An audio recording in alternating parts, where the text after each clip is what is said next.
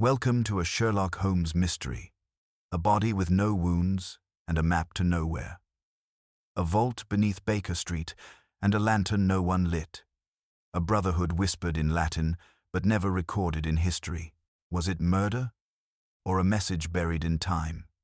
But before we begin, where are you listening from tonight? Tell us below. It was on the eve of Christmas, in the year of our Lord 1891, that I first observed the peculiar restlessness that had seized upon my friend, Mr. Sherlock Holmes.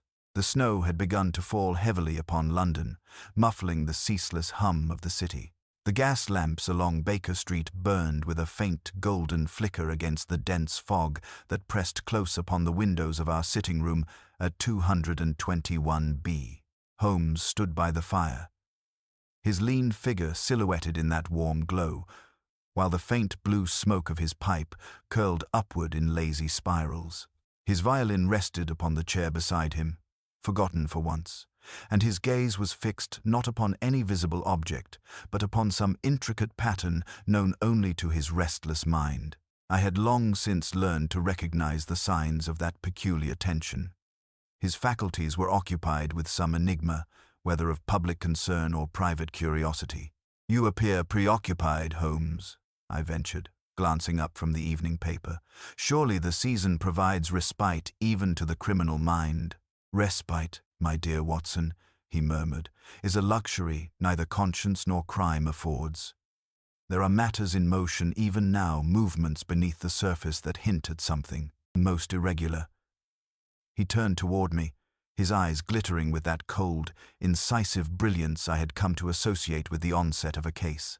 "Tell me, have you ever considered how little we truly know of what lies beneath our very feet?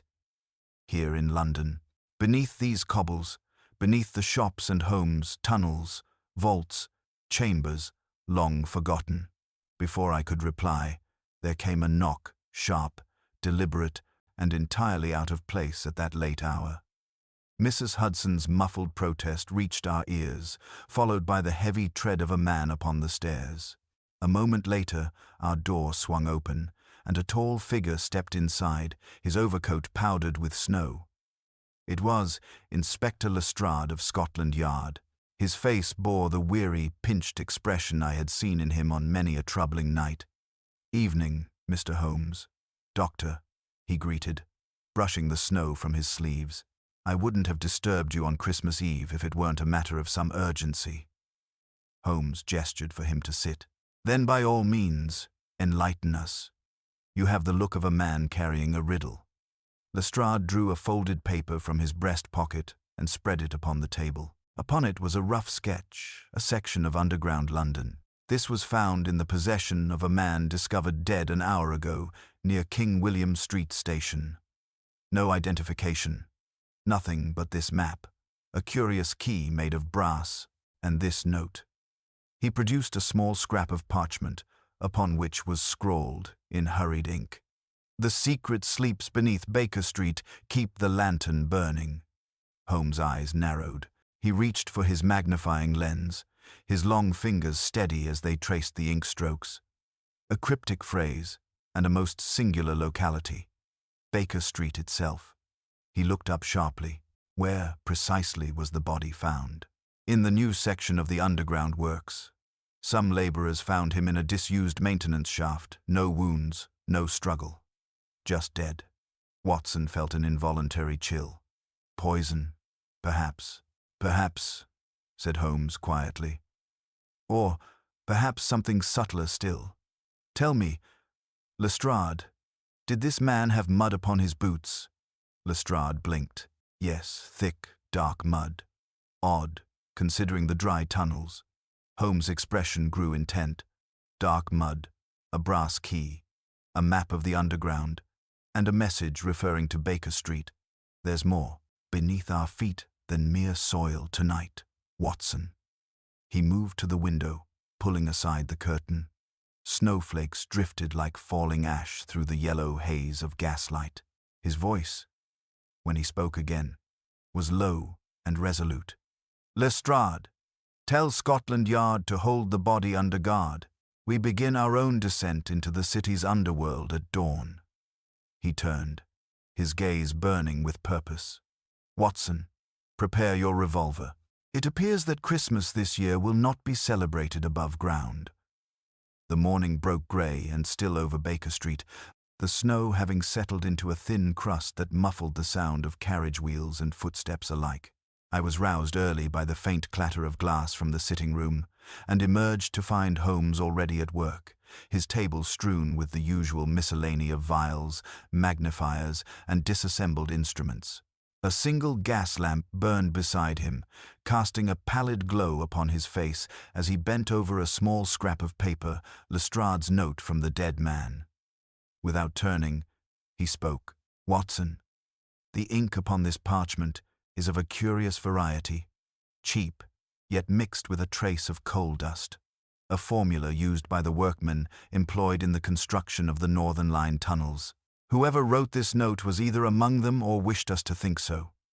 He held the note to the light, revealing faint marks that ran across the surface like veins. Water stains, I observed. Precisely, said Holmes. But not from rain or snow. These are mineral deposits, indicating the paper has been near underground seepage. The handwriting trembles slightly, suggesting haste or fear. The message, though brief, is deliberate. He rose suddenly and began pacing before the hearth, his long dressing gown sweeping the floor. Beneath Baker Street, there are service tunnels intersecting the older metropolitan lines, most abandoned now. The key found upon the body must correspond to one of them.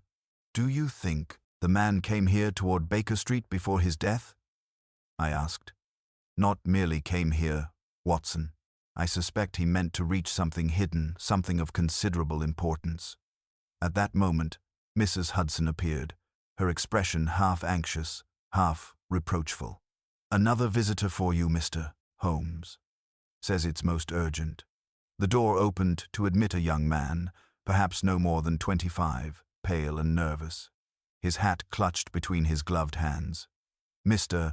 Holmes, I beg your pardon for intruding. My name is Thomas Eden. I work as a clerk for the City and South London Railway. Holmes regarded him keenly. And what brings you to me, Mr. Eden, at such an unholy hour? It's about what happened last night, sir. One of our engineers, Mr. Latham, he's gone missing, left his post near King William Street Station during the late shift. They found another man dead near the same place, didn't they? I thought perhaps it might be connected. Holmes's eyes gleamed. Indeed. Sit down, Mr. Eden. Tell me precisely what you know. The young man's voice quavered. Mr. Latham was in charge of maintenance on the older sections, the ones that run under Holborn and toward Baker Street. He said something peculiar to me yesterday afternoon, before his shift. He said there was a chamber beneath Baker Street that wasn't on any of the official maps. He laughed when I asked what he meant, but his face was pale, as though he'd seen a ghost. Holmes leaned forward. Did he describe this chamber? Only that it was sealed with a brass lock, and that an engineer had found it years ago but was told to say nothing. He said it was best left buried. Holmes exchanged a glance with me. And you've heard nothing since last night? Nothing, sir. I came straight here when I heard the yard was involved. Holmes turned sharply toward the window, where the faint light of morning pressed through the fog. Two men, linked by the same labyrinth of tunnels, one dead, the other vanished. A brass key, a message of warning, and a forgotten chamber beneath our very feet. There is more to this than mere accident. He snatched up his coat and hat. Watson, you will accompany me. Lestrade will meet us at the site. Bring your revolver and a lantern, both may prove useful underground. Within the hour, we were rattling through the snowbound streets in a cab bound for King William Street. Holmes sat motionless beside me, eyes closed, his lips moving faintly as though reciting to himself. At last he spoke. Watson, note the precision of the message, keep the lantern burning. A metaphor, perhaps, but also a practical instruction. Darkness and secrecy, those are our adversaries today. As the cab turned into the narrow street leading to the station works, a strange unease settled over me. Laborers stood huddled by the entrance, their faces drawn. One pointed toward the mouth of a black tunnel where Lestrade waited, lantern in hand.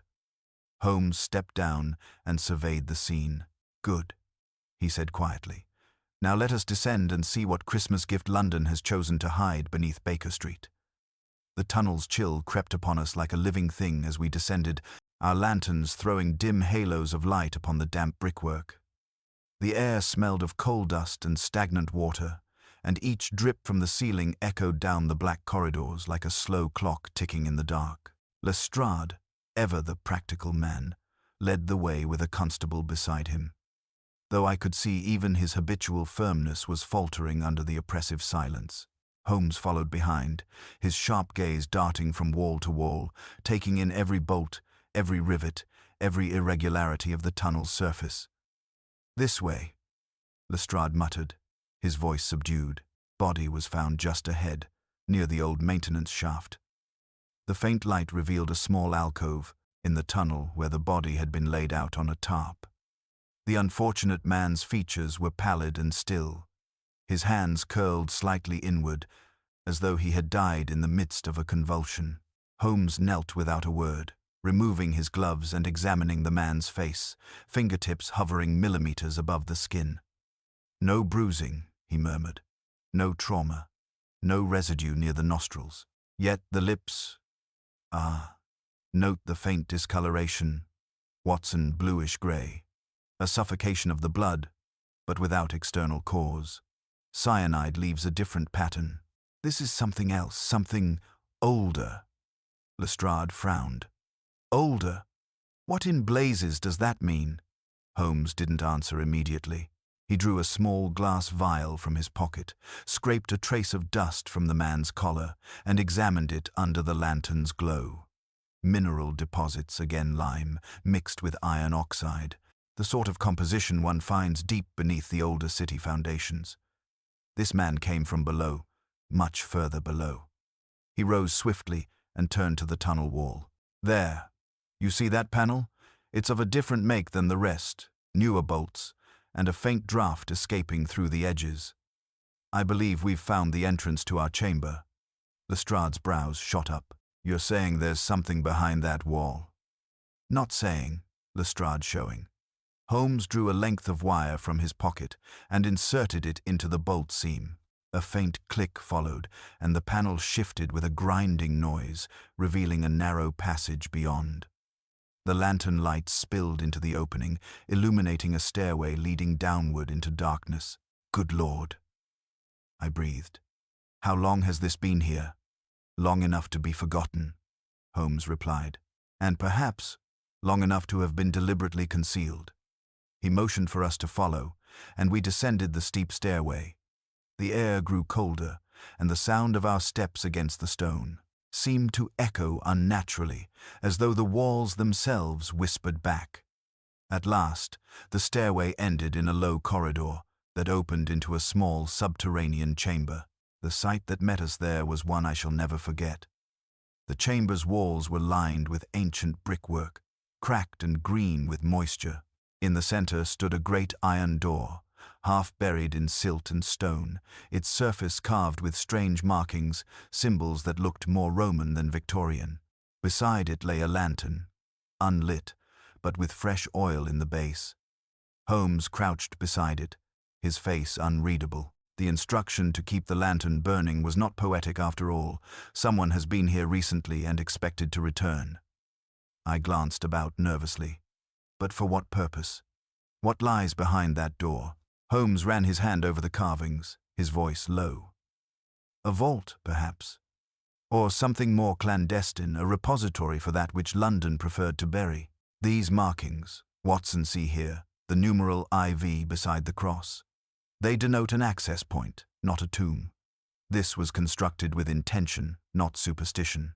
Lestrade approached cautiously. "If you're suggesting this has something to do with the man's death—" "I am suggesting, my dear Lestrade," Holmes interrupted, "that this man died because he sought to open it, and that someone, somewhere, did not wish him to succeed. He rose, brushing the dust from his knees, and turned toward the stairway. "We shall not force entry tonight. The structure is unstable, and the presence of gas cannot be ruled out. We must return with proper apparatus. But I would wager my violin that within this chamber lies the key to the riddle and perhaps the reason Baker Street itself was mentioned." As we ascended once more toward the faint gleam of daylight, I could not shake the feeling that the darkness below still watched us go, its secrets untouched but restless, waiting for Holmes to return. By mid-afternoon, London had sunk once more beneath a pall of fog so dense that even the cries of street vendors sounded muted and far away. Holmes and I had returned from the underground passage chilled to the bone, our boots caked with the black grime of the tunnels. He had spoken scarcely a word on the journey back, though I could tell from the quickness of his step and the distant gleam in his eyes that his mind was aflame with conjecture. Once within our rooms, he flung aside his coat and immediately set about lighting the fire, his movements brisk, almost impatient. "Watson," he said abruptly, "fetch the brass key from Lestrade's evidence pouch." He was wise enough to let me examine it further. "You'll find it wrapped in cloth near the mantel." I did, as he asked. The key, long and intricately fashioned, was unlike any I had seen. Its handle bore a curious engraving, a stylized flame above a cross, the same design we had glimpsed upon the buried door. Holmes held it delicately between thumb and forefinger, turning it beneath the lamplight. "Observe the wear along the teeth," he said. "Not from frequent use, but from friction against grit and rust. This key was employed recently, perhaps only once, to open a lock long untouched, and here see the oil residue upon the hinge. Whoever handled this took care to preserve it from corrosion." He paused, tapping the metal gently against the table. "The implication is clear. Someone meant to enter that chamber, and succeeded, or nearly so. The question is not what lies beyond it, but why they risked death to reach it." Before I could reply, the door opened once more. Lestrade entered, snow dusting his coat, a folded paper in hand. "Got something new for you, Mr. Holmes," he said. We identified the dead man. Name's Harold Durning, former surveyor for the City Works Department, dismissed 2 years ago after a scandal involving stolen blueprints. "Blueprints," Holmes repeated, his tone sharpening. "Underground maps, to be exact. Sections of the early railway. Turns out a few of those maps never resurfaced." Lestrade hesitated. "There's more. We found a note at his lodging, written to a man named Latham, the same one reported missing. It says, 'The door opens only to those who bear the mark of the lantern.'" Holmes' eyes glittered. The mark of the lantern. A curious phrase indeed. He began pacing once more, fingers steepled before his lips. "Watson, the lantern in that chamber, fresh oil, unlit, waiting, the symbol upon this key, flame and cross. And now, this message referring to the lantern's mark. It is becoming evident that these men were engaged in something organized, perhaps a secret society or a pact formed within the city's underbelly." Lestrade gave a short laugh. "Secret societies under Baker Street? Sounds like nonsense to me." "On the contrary," Holmes said quietly. "London's foundations are riddled with forgotten oaths and older sins. There were sects and brotherhoods formed by engineers, masons and scholars who worked in secrecy beneath the very streets we walk upon. Some faded into obscurity, others remained." He turned toward me. "Watson, do you recall the inscription on that iron door? The Roman symbols numeral 4, beside the cross?" "Yes, 4, and a cross beneath it." "Precisely. Lanterna 4. A designation, not a warning. There may have been multiple vaults, each under different quarters of the city. The 4th lies beneath Baker Street." Lestrade shook his head. "So you think these men found one of these vaults and were killed for it?" "I think, Lestrade," Holmes replied. "That one found it, and the other was silenced before he could reveal what he saw. At that moment, The clock upon the mantel struck 6, its chime muffled by the thickening fog outside. I must verify. That lantern, its oil was fresh. Yes, but the wick was blackened. It has been lit before, recently. You believe someone has already been down there again? Holmes nodded. Tonight, perhaps. And if so, they will not return by the same path. They will use the tunnels beneath the northern line, the abandoned shafts leading toward Marylebone. He seized his overcoat and revolver. There is no time to lose.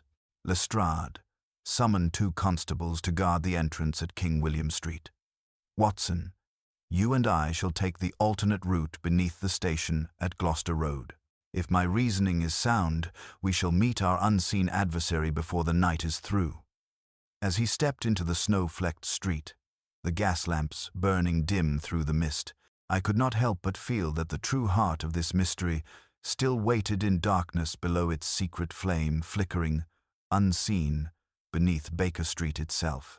The descent beneath Gloucester Road station was far less orderly than our prior exploration.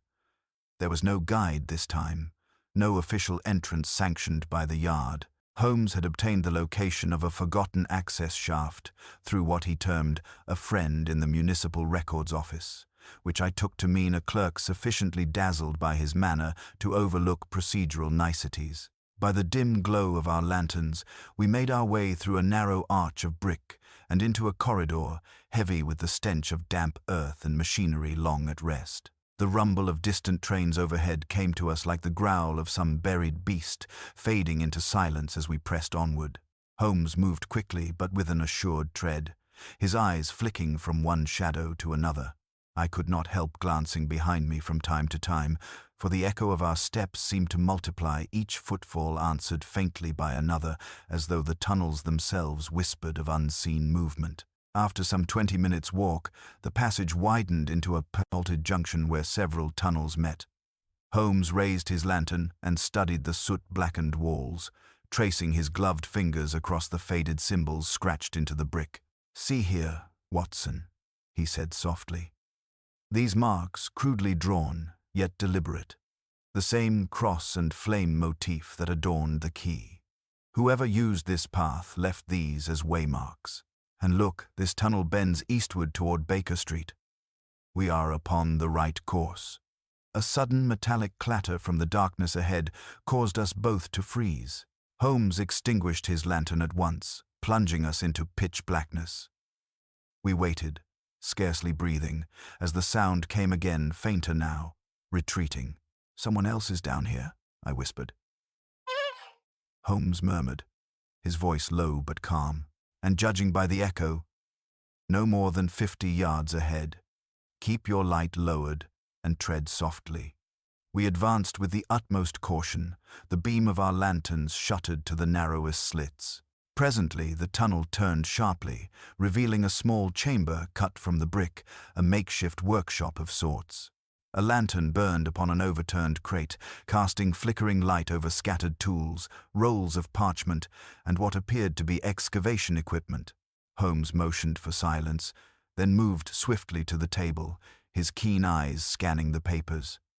"Blueprints," he breathed, "the very ones stolen years ago. And here a partial copy of the vault's design. Watson.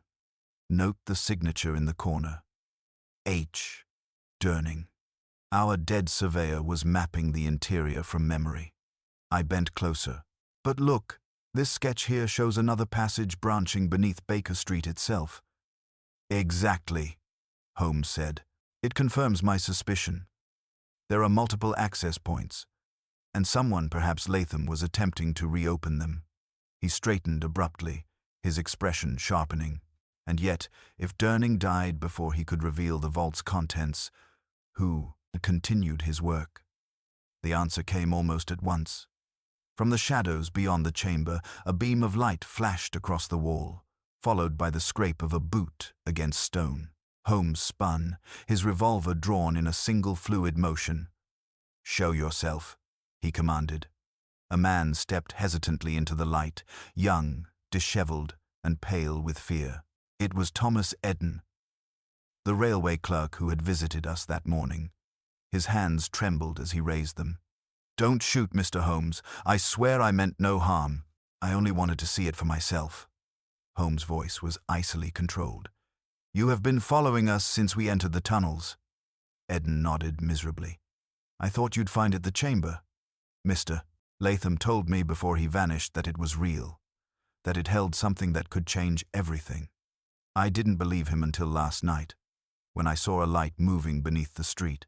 I followed, but when I reached the vault, I heard a cry and fled." Holmes lowered his revolver slightly. "You saw someone at the vault?" "A figure in black, sir. Tall, wearing a mask. He carried a lantern, the same kind as the one in that chamber." Holmes's eyes blazed with sudden intensity. "The mark of the lantern," he said. "So the Brotherhood, or whatever remnant of it remains, is still active." Before Eden could answer, a sharp gust extinguished the lantern flame. Darkness fell again, followed by the unmistakable sound of footsteps retreating down the far tunnel. Holmes seized his lamp, reigniting it with a spark. "Watson! Quickly after him!" We plunged forward, our light swinging wildly through the black. The tunnel curved sharply, leading into another descending stair. The sound of the fugitive's steps faded into the depths below, swallowed by the subterranean gloom. Holmes halted abruptly, his voice a taut whisper. "He's leading us toward the vault, and if my instincts are correct, tonight we shall discover what secret London has chosen to hide these many years beneath Baker Street." The air grew colder as we descended, the walls narrowing until they pressed close enough to brush our shoulders. The echo of our boots against the stone took on a hollow, rhythmic pulse that seemed to quicken with every turn, until at last the tunnel widened into a vast underground chamber. The dim gleam of our lanterns fell upon the same iron door we had seen earlier, its carvings glistening with condensation, the brass lock freshly oiled, as though someone had only moments ago touched it. Holmes held up a hand for silence, his eyes narrowing at the flicker of light seeping through the narrow seam between door and stone. "Someone's within," he murmured. "Watson, keep your revolver ready. Our masked friend has beaten us here." We approached cautiously, every sense alert. The faint murmur of movement reached our ears, the scrape of metal, the shifting of boots. Then, before Holmes could act, the iron door creaked open of its own accord, releasing a draught of air stale with age. A figure stepped out, tall and thin, dressed in dark workman's garb, his face obscured by a soot-blackened mask. He froze upon seeing us, lantern in one hand, a small chest in the other. "Stop where you are," Holmes commanded, his revolver raised. The man hesitated only a heartbeat before swinging the lantern toward us, its flame flaring violently. Holmes ducked aside just as the glass shattered against the wall, plunging us again into near darkness. In the chaos, the figure darted past, but not swiftly enough for Holmes. He lunged, catching the man's sleeve, and the two struggled fiercely among the shadows. I moved to assist, striking the man's arm to loosen his grip on the chest. With a sharp crack, it fell to the floor and burst open, spilling its contents across the stone. What lay inside took my breath away. Old parchments, brittle and yellowed, scattered like autumn leaves, each bearing the seal of the crown. There were ledgers, too, filled with names and figures, and at the bottom, a fragment of an ancient blueprint marked Lanterna 4. Holmes broke from the scuffle and stooped swiftly, his lamp lighting the fallen documents. "Government records," he said in astonishment. "Documents dating back to the reign of George II. Watson, do you grasp it? This vault is no mere relic. It was built to conceal royal archives during the Jacobite unrest. The men who found it must have realized its worth, both historical and financial." The masked intruder, recovering, lashed out once more. Holmes sidestepped neatly and struck his wrist with the barrel of his revolver. The man cried out, the mask falling away to reveal the pale, frightened face of Thomas Eden. For a moment, I could scarcely believe it. "Eden! But how?" Holmes's voice was cold and precise. The nervous clerk, the innocent messenger, how neatly played. You were Latham's accomplice from the start, weren't you? Durning found the vault. Latham confirmed it. And you, clever, ambitious, you decided to take what both could not. You murdered Durning when he tried to keep the secret buried, and when Latham refused to share your profit, you disposed of him too. Eden's breathing was ragged. No, it wasn't like that. I didn't mean for anyone to die. He went down there first. The gas, he couldn't breathe. I swear I tried to pull him out. Holmes' expression softened only slightly. Then you returned for what you believed to be your inheritance, the contents of a forgotten vault. How ironic that your greed uncovered nothing more than dust and history. Lestrade's voice echoed suddenly from behind us, startling the silence. Holmes, are you down there? Holmes called back. This way, Lestrade. We've caught our quarry, and the reason for your dead man. Within moments, the inspector and his men appeared, lanterns blazing. Eden was secured, trembling, and silent. As Lestrade examined the scattered documents, his mouth fell open. Good Lord, these are centuries old. We'll have to turn them over to the archives. Holmes nodded absently, still studying the ancient blueprints. See here, 4 vaults marked under the city. Baker Street was but one. The other 3 were sealed and forgotten, their entrances lost. It appears Durning stumbled upon history's buried heart and paid dearly for it. As the constables led Eden away, Holmes replaced his revolver and stood before the iron door, his voice low and thoughtful. Strange, is it not, Watson, that men will spill blood for the past, as if time itself were currency? Durning sought discovery. Eden sought profit, but in the end, the secret remained where it began, buried beneath the street, waiting for none. We emerged from the tunnels shortly before dawn, the first light of Christmas morning breaking pale and cold over London. The snow had ceased, leaving the city hushed and silvered. Holmes paused at the top of the steps, brushing the dust from his coat. Well, Watson, he said quietly. Another Christmas secret laid to rest, and though no crown jewels or conspiracies were found, I dare say London will sleep a trifle easier knowing what lies beneath its feet. I smiled wearily. And what of you, Holmes? Does even the Earth's oldest secret satisfy your curiosity at last? He gave that faint, elusive smile I knew so well. My dear fellow, satisfaction is the enemy of discovery. Come, Mrs. Hudson, we'll have breakfast waiting, and I should like to greet the morning above ground for once. Together, we walked homeward through the whitening streets of Baker Street, leaving the buried chamber, its extinguished lantern, and its long-forgotten history behind us. The snow had begun to fall again by the time we reached the surface, drifting lazily through the pale dawn light. Baker Street lay silent under its thin white mantle, every rooftop and lamp-post glistening as though London itself had drawn a veil of purity over its darker heart. Holmes, his expression unreadable, hailed a cab, and we rode the short distance back to 221B without exchanging a word. The rhythm of the horse's hooves and the occasional jingle of its harness seemed unnaturally loud in that hushed hour.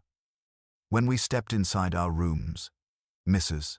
Hudson was waiting anxiously, her apron dusted with flour and her eyes wide with relief.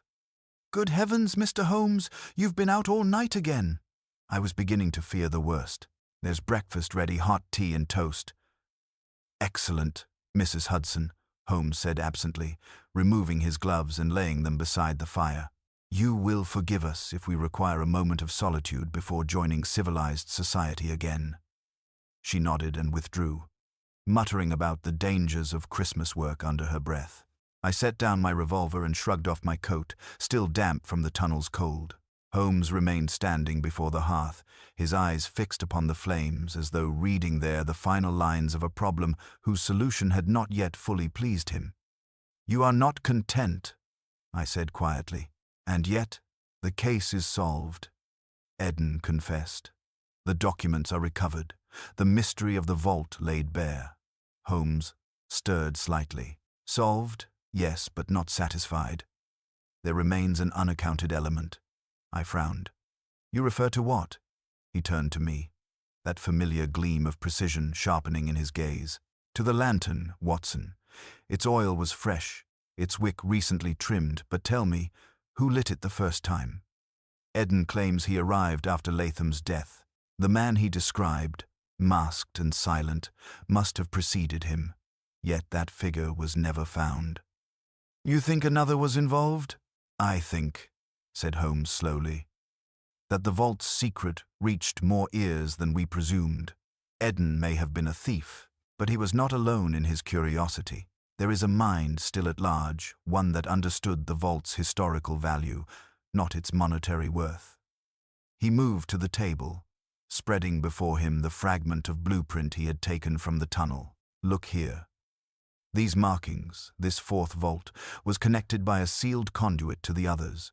Someone knew of that link, perhaps even used it to enter unseen.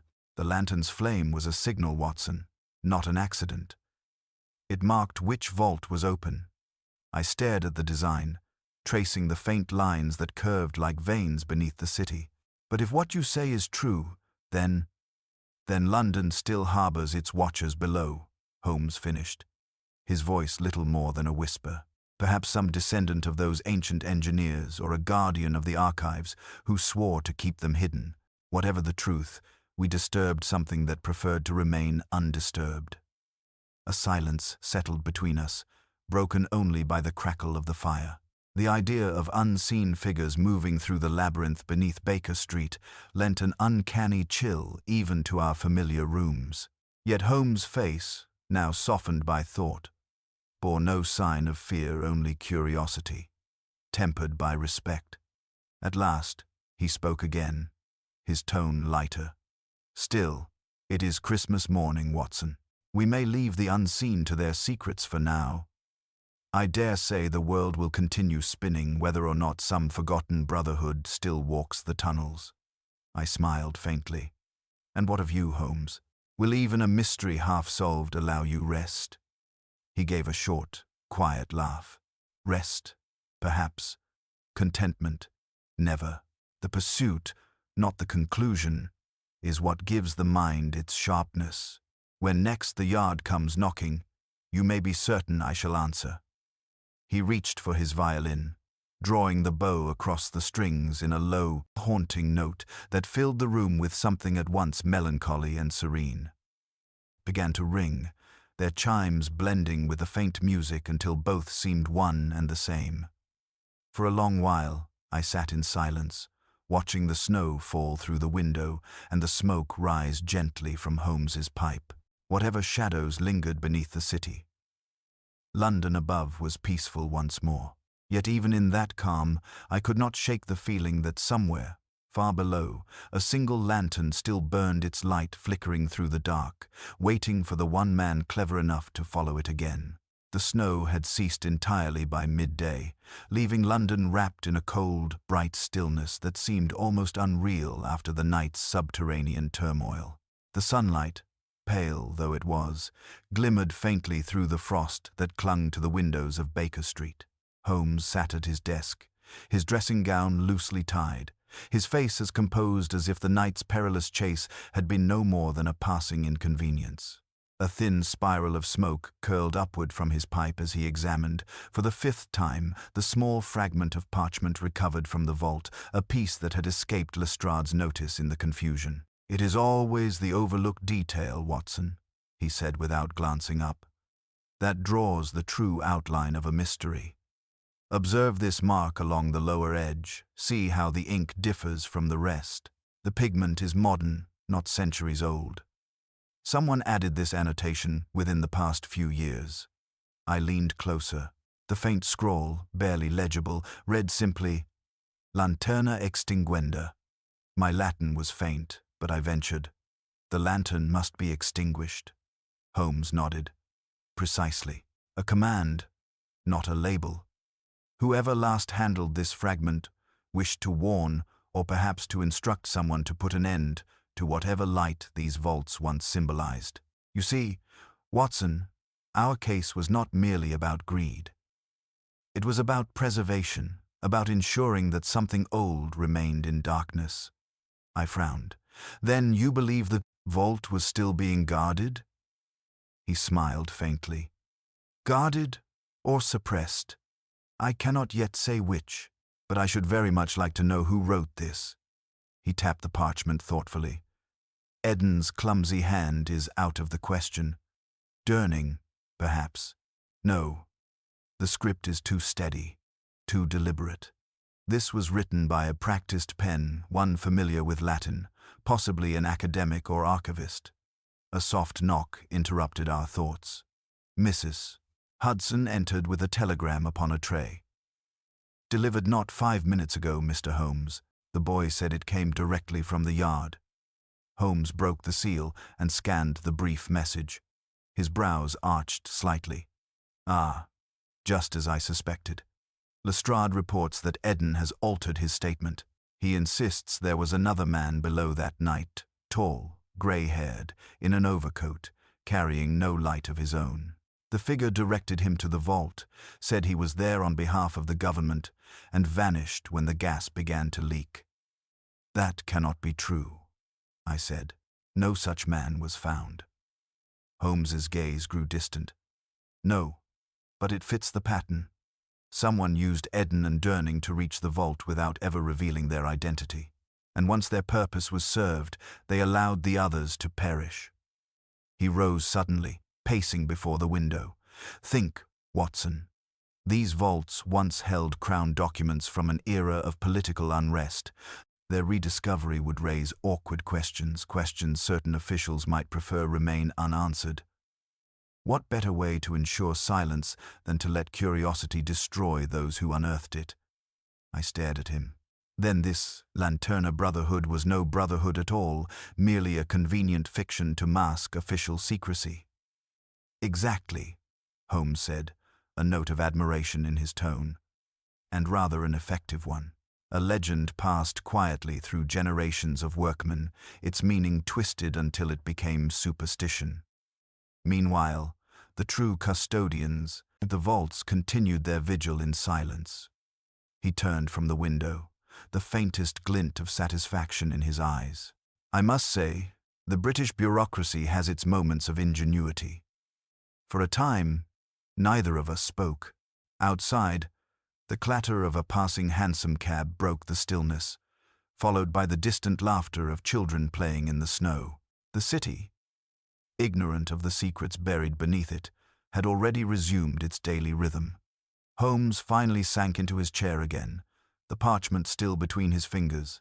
And so, my dear Watson, the lantern has indeed been extinguished. Whether that was an act of mercy or malice, we may never know. But let it remain so. I suspect even the truth, if unearthed, would prove a duller affair than the mystery we have now concluded. I smiled. You mean to leave it there? No pursuit of the anonymous grey-haired figure? He exhaled a thin stream of smoke. No. There are times when knowledge is better left to its keepers. Besides, I have already solved the puzzle to my satisfaction. That, Watson, is enough. I closed my notebook with a quiet snap. Then perhaps this case shall be known, at least in my records, as the Christmas secret buried beneath Baker Street. Holmes's eyes twinkled with amusement. An excellent title. Be sure to give me a copy when it is published, though I doubt the world will believe half of it. As the clock struck noon, he leaned back, eyes half closed, the faintest trace of a smile upon his lips. The firelight played across his sharp features, casting long shadows against the wall. Outside, the bells of street Paul's began to toll, their chimes mingling with the sound of carolers drifting faintly through the crisp winter air. And thus ended one of the strangest and most haunting of our adventures, a mystery born of forgotten history, pursued through darkness and deception, and laid to rest beneath the familiar stones of Baker Street. Yet, even as I looked upon my friend, serene in his triumph, I could not rid myself of the thought that somewhere in the depths of London, beneath brick and time, another lantern still awaited the hand that would dare to relight it. The days that followed passed with a peculiar sense of calm, as though the city itself had drawn a curtain over the events of that Christmas Eve. The snow remained on the rooftops and gutters for nearly a week, rendering Baker Street into something out of a painting, quiet, pristine, and utterly deceptive. Holmes resumed his usual habits. Long hours at the chemical bench, occasional outbursts of violin playing, and stretches of such utter stillness that one might have taken him for a statue carved by Rodin. Yet I noticed, as only a long-time companion could, that his attention had not fully returned to the present. He would often drift into silence mid-sentence, his gaze turning toward the fireplace or the shadows gathering near the window. At first, I assumed it was the natural result of so many hours in the cold, damp passages below ground. But by the fourth day, as I watched him stare without blinking at a blank playing card for nearly an hour, I knew the case still gripped him. It was late in the evening, the gas lamps humming softly and the fire burning low, when he finally broke his silence. "Watson," he said, his voice thin, "do you believe in unfinished symphonies?" I lowered the newspaper. "Only in the musical sense." "Why do you ask?" "Because I feel we have listened to only the first movement of this affair. Oh yes, we have solved the matter of the murders, the theft, and the vault. We have even identified the motive history, concealment, the danger of revelation. And yet," he trailed off, fingers steepled beneath his chin, "you believe the gray-haired man, the one Eden described, was more than an accessory?" "I believe," Holmes replied slowly, "that he was the conductor. The rest were merely instruments, puppets even, dancing to a plan whose full breadth we have not seen." I stood, fetched the decanter, and poured him a measure of brandy. "Then why not pursue it further?"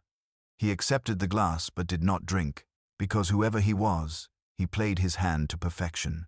No trace left, no name, no record, not even a footprint in the vault's silted floor. A ghost real or manufactured, and a ghost who wanted something very specific. "The documents?" Holmes shook his head.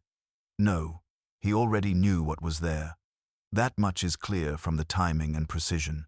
What he wanted was to ensure the vault was disturbed in a particular way publicly.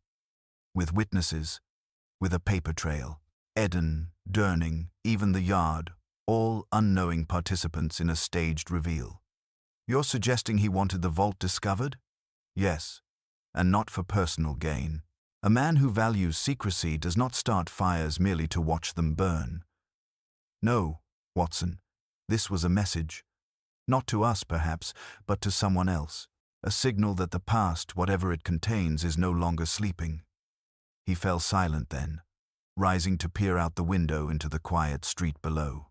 A solitary constable passed by, his helmet dusted with frost, his boots crunching the salt laid down earlier that morning. I found myself growing uneasy. "Holmes, are you suggesting the case isn't closed?" He turned back, and his eyes, so often aloof or sardonic, now glimmered with something close to awe. "Closed. For now, perhaps. But in our lifetime, or perhaps yours, I dare say it will open again. This city, Watson, this ancient, magnificent city, is full of rooms behind rooms, keys within keys. And there are still 3 vaults left unaccounted for." I said nothing, knowing there was no convincing him otherwise, when his mind latched onto such threads. Instead, I placed another log on the fire, the flames catching quickly, crackling to life. "What will you do now?" I asked at last. Holmes returned to his chair, brandy untouched, hands folded. "I shall wait," he said simply. "There is no need to chase shadows. If the man in the overcoat wishes to remain hidden, he will. But if he needs to act again, and I believe he will, I shall be ready. This time, he left with silence. Next time, perhaps, he will need to speak." I nodded slowly, then reached for my notebook, unable to resist the urge to record his words. The case had been officially marked closed by Scotland Yard. The vault sealed again, its contents moved to a secure archive under government control. The press, naturally, had learned nothing beyond the vague phrase, "subterranean incident during maintenance works." But I, who had walked those halls with Holmes and seen the ancient papers, the glint of brass, the mask drop from Eden's face, knew better. And in the quiet moments before sleep, I often wondered what lay behind the other vaults. What secrets still pulsed beneath the arteries of London, waiting for the wrong or right man to open them, and whether Holmes, when the time came, would walk once more into the dark with his lantern held high, chasing not a killer, but the echo of a truth no one had dared write down. A full fortnight had passed since the discovery beneath Baker Street, yet the weight of the affair lingered in the corners of our sitting room like the last notes of a fugue, unfinished, unresolved. Though Holmes resumed his daily habits, and I busied myself with my medical cases, there remained between us a tacit understanding that the Christmas mystery was not wholly laid to rest. Even on the quietest of evenings, as the fire crackled and the clock ticked rhythmically on the mantel, I would catch Holmes gazing absently toward the fireplace, his thoughts lost somewhere between the gaslit streets above and the hidden catacombs below. It was on one such evening, cold and moonless, that the last and most curious fragment of the case came to light. We had just finished supper, when Mrs. Hudson entered with an envelope, unmarked save for the words, "For Mr. Sherlock Holmes, private, no return address, no seal." Holmes opened it without comment and drew out a single sheet of cream-colored stationery. As his eyes scanned the contents, a faint shift came over his face, not surprise, exactly, but a sharpening of interest, like a chess player recognizing an opponent's move far in advance. He handed the note to me wordlessly. The handwriting was neat, deliberate, and unsigned. It read, "The lantern served its purpose. Vault 4 was never meant to remain hidden forever. There are truths that must re-emerge when the city forgets them. You, of all men, were always destined to open the door, but not yet the others. Leave them be. For now, the past has spoken enough." I read it twice before looking up. "He's watching us," I said. "Whoever he is." Holmes nodded slowly. "Indeed, and he knew precisely when to act and when to vanish again. This confirms my suspicion.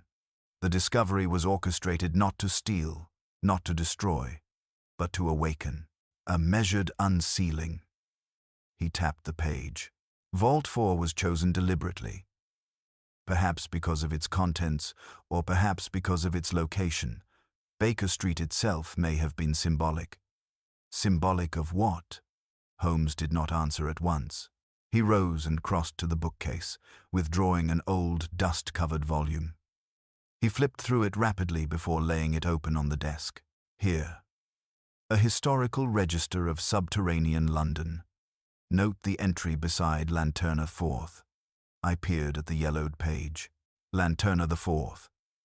Constructed 1743, refitted 1794. Last recorded seal applied 1811. Access passage rerouted via Queen's Conduit. Holmes smiled faintly. Queen's Conduit. A system of aqueducts built in secret by royal command. Not merely to supply water, but to ferry information, goods, even persons under the city. He looked up. Vault 4 was the mouthpiece, Watson. A relay point. Whoever opened it was making a statement not to us, but to someone else. A signal had been sent, and we were merely the hands that struck the match. You speak of this man as though he is part of some greater design. Isn't he? Holmes said softly. Consider his precision, his restraint, the choice of symbols, the lantern, the Latin, the parchment left just so. He wasn't trying to cover his tracks, he was laying breadcrumbs for one particular mind to follow. Mine. I shivered slightly, though the room was warm. And what will you do, Holmes? If this man returns? Holmes gave a long, thoughtful pause, then turned back toward the window. Outside, the fog was beginning to roll in again, as though the city itself were pulling a grey cloak tighter around its shoulders. When he returns, he said at last, I shall be ready to follow. But I will not chase him. No hunter pursues a fox that is already leading him to a deeper forest. When he wants to be found again, he will leave another light burning. He picked up the violin and played a single, low note. It hung in the air for a moment, full of something I couldn't quite name, anticipation, perhaps, or memory. I closed my notebook, its final page filled. "So ends the case of the Christmas secret," I said quietly. Holmes smiled, but only faintly. "No, Watson," he murmured. "This was not an ending. It was a door, opening, one of many. We have merely stepped across the threshold. What lies beyond?" He paused, letting the silence answer for him. "Will reveal itself in time." Outside, the bells of the city began to chime the hour, each tone absorbed into the hush of fog and night. And in the heart of London, deep beneath stone, beneath history, beneath even the reach of time, a single, unseen flame may still have burned, waiting for its next witness, and for the one man clever enough to strike the match again.